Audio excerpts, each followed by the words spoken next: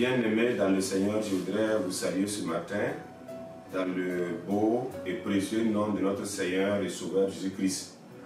Nous voulons en ces temps qui courent rendre toute la gloire et la grâce à Dieu, bénir le Tout-Puissant, parce que sa parole nous réclame de lui rendre grâce pour toutes choses.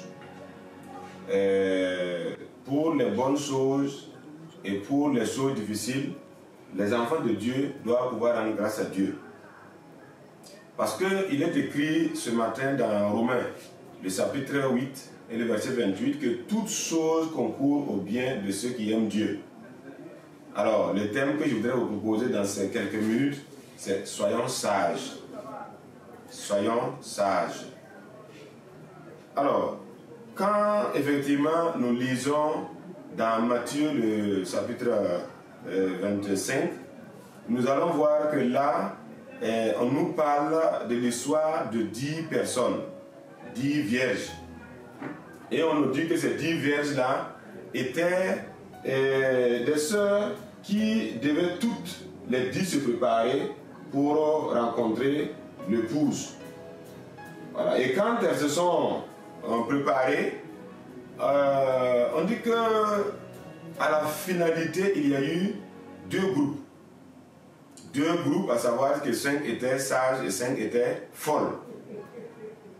Et la différence qui a marqué entre ces 2 groupes, faisant du premier groupe, le groupe des folles, c'est tout simplement le fait qu'elles n'étaient pas préparées, qu'elles n'ont pas pris les précautions et qu'elles n'entraient pas là quand l'époux devait rentrer. Et Jésus-Christ, avant de partir, a passé tout le temps à parler à nous qui sommes à ses enfants pour leur dire « Je reviens bientôt ». Et dans l'histoire des 10 vierges, on nous a dit que comme l'époux tardait, tous s'assoupirent. Tous s'assoupirent. Effectivement, depuis que notre Seigneur le Sauveur Jésus-Christ est parti, ça fait des siècles. Alors les gens disent « Mais il n'est pas encore revenu, il n'est pas là ». Et les gens commencent à faire ce qu'ils veulent. Quand ça s'oublie sur le plan spirituel, il y a le sommeil qui est là, les gens s'amusent avec les choses de Dieu. Mais nous pensons que cette maladie qui s'appelle Coronavirus virus ou Covid-19 est une maladie qui vient tout simplement nous interpeller en tant que chrétiens afin que nous soyons sages. Sages parce que les temps sont menacés et bientôt notre Seigneur revient. Vous voyez, pour ceux qui sont les enfants de Dieu et qui se sont réellement préparés, la Bible dit que toutes choses concourent au bien de ceux qui l'aiment. Est-ce que nous aimons le Seigneur aujourd'hui? Coronavirus ou coronavirus ou Covid-19 est là pour nous interpeller. Première des choses que l'enfant de Dieu doit faire, c'est rendre grâce à Dieu. C'est dire merci au Seigneur parce que c'est la recommandation que Dieu lui donne. Deuxièmement, quand vous lisez dans Colossiens chapitre 1, à partir du verset 16, la Bible dit clairement que toute chose a été créée en lui. Toute chose. C'est en lui qu'ont été créées toutes choses. Les visibles comme les invisibles. Les trônes et les seigneuries. Les autorités et les puissances. C'est par lui. Alors, si toutes choses étaient créées en lui, Satan n'a rien créé. Dieu a tout créé, tout ce qui existe de visible ou d'invisible, tout existe par Dieu. La main de l'homme peut rentrer comme on est en train de spéculer actuellement, certes. Mais je voudrais que le peuple de Dieu ce matin soit sage. Notre Seigneur est à la porte et il nous interpelle à nous préparer. À nous préparer parce qu'il a dit dans Matthieu 24 que nous entendrons des bruits de guerre. Nous aurons des maladies, il y aura des calamités naturelles. Beaucoup de choses vont se passer et alors viendra la fin. Alors bien aimé, cette fin est en train de se préparer. Et ce que nous devons faire, premièrement en tant qu'enfant de Dieu, c'est rendre grâce à Dieu. Deuxièmement, en tant qu'enfant de Dieu, c'est reconnaître le Seigneur en toutes choses. Toutes choses ont été créées en lui et par lui. Troisièmement, en tant qu'enfant de Dieu, nous devons rester fermes. Parce que quoi qu'il en soit, quels que soient les vents, quelles que soient les tempêtes, la Bible dit qu'il est avec nous tous les jours jusqu'à la fin des temps. Si le Seigneur est avec nous, de quoi nous devons avoir peur? De quoi nous devons craindre? Nous devons rester fermes. nous devons alors être comme 1 Corinthiens chapitre 15, le verset 57 à 58, être ferme, inébranlable, travaillant de mieux en mieux à notre salut et au salut de nos bien-aimés qui sont en train de tomber. Nous devons être des hommes et des femmes qui tiennent ferme. Parce que ce n'est pas le fait de courir, le fait d'avoir peur, le fait de tergiverser, de dire beaucoup de paroles qui va nous sauver. C'est Dieu qui donne la vie et c'est Dieu qui reprend la vie. Seulement, soyons sages. Soyons sages en ce sens que nous devons respecter tout ce qui nous a été donné comme hygiène de la santé. Quand vous prenez par exemple toutes les mesures d'hygiène qui ont été données, ce n'est pas hors de la parole de Dieu. Et les enfants de Dieu doivent être polis, doivent être disciplinés, respecter ces choses parce que ça vient de la parole de Dieu. Laver les mains vient de la parole de Dieu.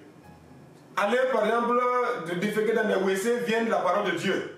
Et Dieu, dans la rencontre de son peuple, avait déjà donné des directives pour que son peuple puisse véritablement se mettre à l'abri des virus, des bactéries, de beaucoup de maladies.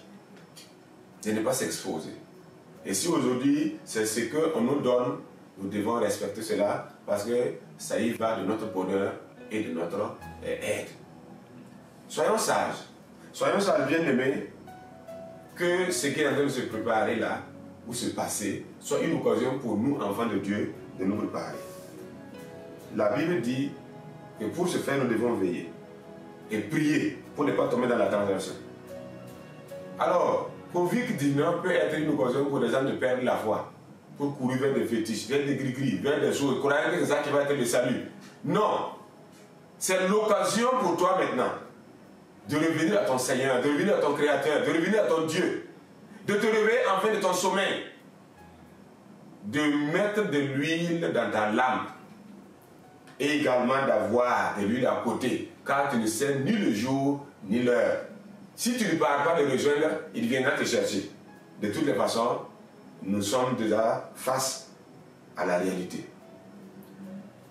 Pour terminer cette partie, je voudrais encourager le peuple de Dieu pour leur dire ceci.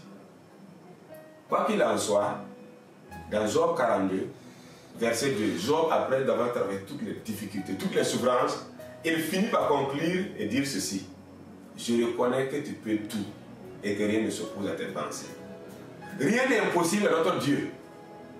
L'Éternel peut protéger son peuple. Il veut protéger son peuple. Il l'a fait à Goshen, en Égypte. Pendant que les problèmes s'abattaient sur les autres, le peuple de Dieu était tranquille. Mais sachez que le malheur, oui, touche le juste comme l'injuste. Mais la différence, c'est que si tu aimes le Seigneur et que tu te restes avec le Seigneur, la Bible déclare que pour ce qui concerne le juste, l'Éternel l'en délivre toujours. Notre délivrance peut venir de deux côtés. À savoir que de toutes les façons, si nous partons, nous ne sommes pas une perte, nous nous reposons avec le Seigneur. Mais le Seigneur peut aussi nous dire, je te donne encore l'occasion, mon enfant, de vivre et de témoigner de ma bonté, de ma miséricorde et de ma compassion. De toutes les façons, je voudrais en terminant dire qu'il y a des avantages dans ce qui est en train de se passer. Peut-être les gens peuvent ne pas être d'accord avec moi. Depuis que Covid-19 est arrivé, les femmes ont leur mari à la maison, les enfants ont leurs parents à la maison, et nous sommes en train de retourner à l'église initiale. Si vous lisez bien la Bible, vous allez remarquer que quand les gens sont arrivés, ils ont trouvé Abraham où? Ils ont trouvé Abraham à la maison avec sa femme. C'est pas ailleurs. Et dans plusieurs citations de la Bible, c'est là. Quand par exemple on a attrapé Pierre et qu'on l'a emprisonné, les gens étaient en train de prier où? Pas à l'église, dans la maison de la mère de Marie, paraît-il. Alors bien aimé, Covid-19 est une occasion pour l'Église de Jésus-Christ de savoir que tout peut arriver d'un jour à l'autre. Autant l'Éternel a changé la destinée de Mardochée en une seule nuit, autant tout peut s'embouler en quelques minutes. Et pour ce faire, l'enfant de Dieu doit être sage et se préparer. Se préparer comme Christ revient dans 1000 ans.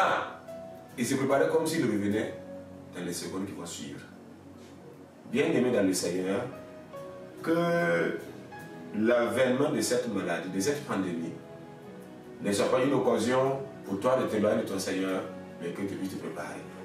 que chaque chef de famille devienne alors le lévite, le roi, le sacrificateur, car c'est ce que Dieu attend de chaque couple et de chaque chef de foyer. À savoir, être à la maison avec sa femme, ses enfants, lire la Bible ensemble, prier ensemble, que dans chaque famille, le culte familial soit restauré et que Christ, le roi des rois, soit glorifié, soit célébré et soit élevé comme il se doit. Que nous puissions savoir que l'argent passe, tous nos boulots, où ça y est, nos maisons sont fermées, les écoles sont fermées, et mieux peut-être qu'il y a d'autres mesures qui vont venir davantage, les voyages sont arrêtés. Nous qui n'avons point le temps de louer le Seigneur, qui n'avons pas le temps de regarder sa face, maintenant nous avons tout le temps. Et c'est maintenant qu'il faut rattraper et honorer le Seigneur. Bien aimé, que le Seigneur nous bénisse. Alors, toutes choses concourent au bien de ceux qui aiment Dieu. Est-ce que nous aimons Dieu? Toutes choses étaient créées en lui. Et tout ce qui arrive, n'accusons pas Satan, mais rendons grâce à Dieu. Il sait pourquoi il a permis que Covid-19 arrive.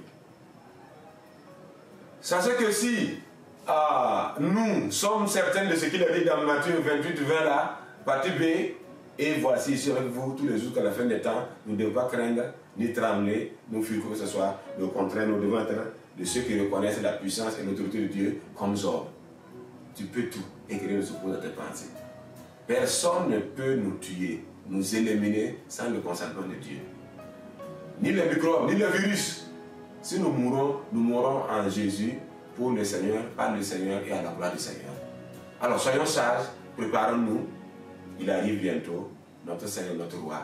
Que Dieu vous bénisse, que sa grâce nous accompagne. Je prie que l'Éternel console toutes les familles endeuillées. Je prie que l'Éternel guérisse tous ceux dans le monde qui sont malades, parce qu'il est l'Éternel, le Dieu qui guérit. Je prie que la protection de Dieu soit sur chaque vie et que chaque humain sur la terre se mette à genoux et que chaque bouche confesse que Jésus-Christ seul est Seigneur. Que le Seigneur nous bénisse. Amen.